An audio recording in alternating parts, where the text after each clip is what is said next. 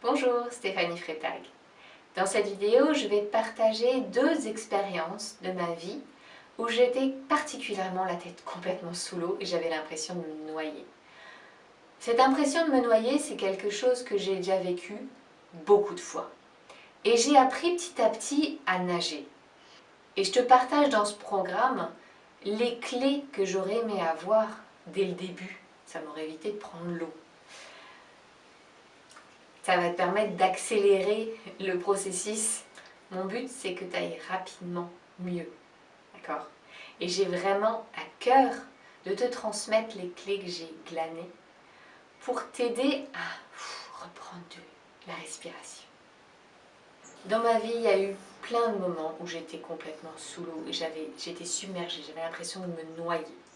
Je parle même pas de mon enfance, hein. Rien qu'adulte, déjà, j'ai vécu plein de harcèlement, j'ai vécu de l'épuisement physique jusqu'à aller jusqu'à un burn-out. J'ai eu un accident, j'ai été handicapée, j'ai fait 7 fausses couches, enfin j'ai vécu déjà des moments où lourd, hein, on va dire ça comme ça, d'accord? Et la gestion du stress,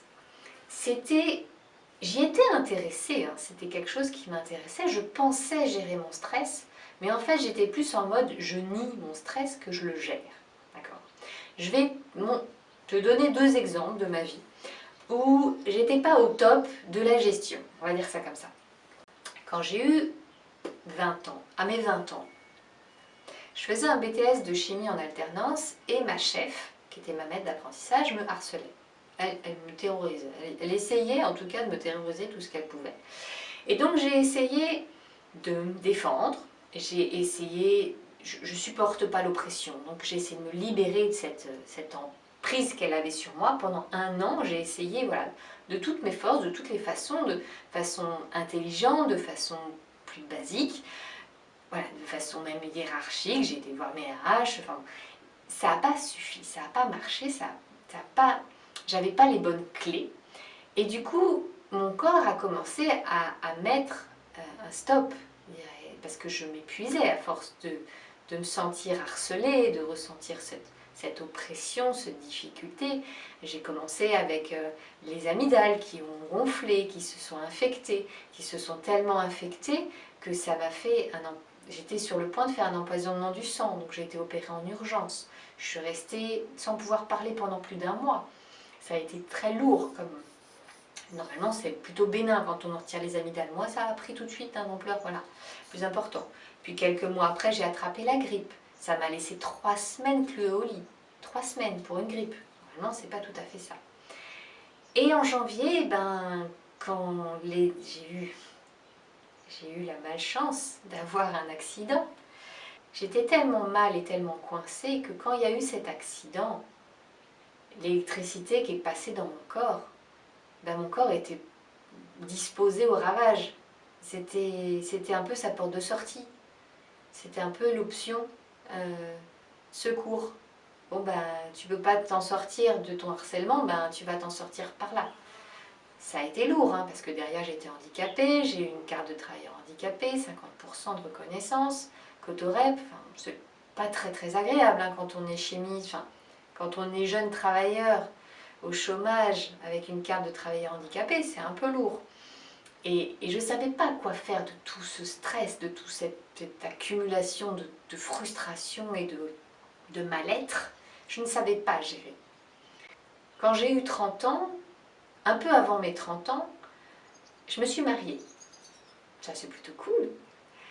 Sauf que j'avais pas trop confiance dans les autres et j'avais envie d'un beau mariage. Je me suis offert le mariage de mes rêves. C'est moi qui l'ai payé et puis c'est moi qui l'ai organisé. Alors je me suis fait un petit peu aider, j'ai délégué certains trucs à mon témoin, à ma mère, à mon mari, mais j'avais pas vraiment confiance. Donc j'ai délégué le minimum, des petits trucs. Et puis en plus j'étais déçue, ça s'est pas passé comme j'avais envie, c'était pas à hauteur de ce que je voulais, parce que je savais pas faire, je savais pas déléguer. Donc j'avais un stress de l'organisation. Tu as déjà organisé un mariage, tu vois un peu le stress que ça peut représenter d'organiser un mariage? Bon, voilà, je devais déjà gérer tout ça.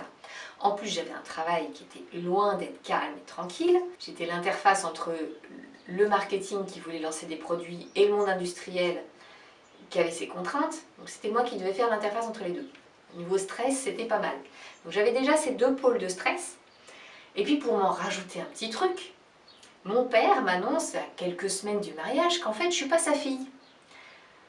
Donc là, au niveau stress, l'accumulation, l'impression d'être complètement sous l'eau et submergée, pas mal.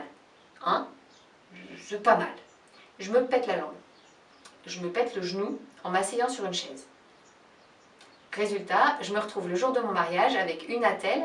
J'ai eu plein d'infiltrations, je ne sais plus combien j'en ai eu, 5 ou 6. Des infiltrations pour essayer de faire passer la douleur et compagnie. C'est super douloureux. Enfin, résultat des courses, le jour de mon mariage, je peux quasiment pas danser. Je tiens quasiment pas debout parce que j'ai une attelle sur la jambe. Super, génial. Du coup, je suis passée un petit peu à côté de mon mariage. J'étais un peu insatisfaite, j'ai pleuré, j'ai eu beaucoup de stress, même si j'ai fait ce qu'il fallait un peu plus pour profiter quand même de l'instant. J'ai passé des bons moments, mais voilà, peut mieux faire et un petit goût de zut, hein, j'aurais aimé avoir ceci ou cela, et en fait j'ai pas su demander, j'ai pas su proposer, j'ai pas su déléguer, j'ai pas su gérer tout ça, c'était trop de stress, trop d'accumulation. Et juste, j'ai pété un câble. Enfin, il y a un moment où... Voilà. Dans ma vie, j'ai eu la chance de tomber un certain nombre de fois. Et chacune de ces étapes m'a permis de me relever et de renaître de moi-même, de lâcher mon ancienne version, une part de mon ancienne version, pour renaître meilleure. Je ne vous souhaite pas ces étapes. On n'est pas obligé de passer par la souffrance. C'est fini ce monde-là. Hein? On peut aussi apprendre sans forcément souffrir et sans forcément tomber. C'est vraiment ce que je veux vous transmettre. Au fil de ces années, j'ai appris à sortir de la gestion du stress, qui veut finalement rien dire, pour apprendre à agir sur mon stress, à observer, m'observer. Qu'est-ce qui me stresse? D'où ça vient? À chaque fois que j'ai pu débloquer ce qui me causait du stress. Et le but, c'est pas de plus avoir de stress, parce qu'en soi, du stress, il y en a du bon. Il y a plein de stress qui permet de nous dépasser, de nous être meilleurs que nous-mêmes. Le but, c'est pas de nier et de refuser nos peurs et notre stress. C'est de jouer avec, de mieux nous comprendre, de mieux nous connaître, de mieux nous aimer tels que nous sommes. Dans toute la personne que nous sommes, dans nos parts d'ombre et nos parts de lumière, dans tout l'être que nous sommes. En tout cas, c'est ce que je souhaite vous transmettre. D'ailleurs, j'ai une petite histoire à vous raconter.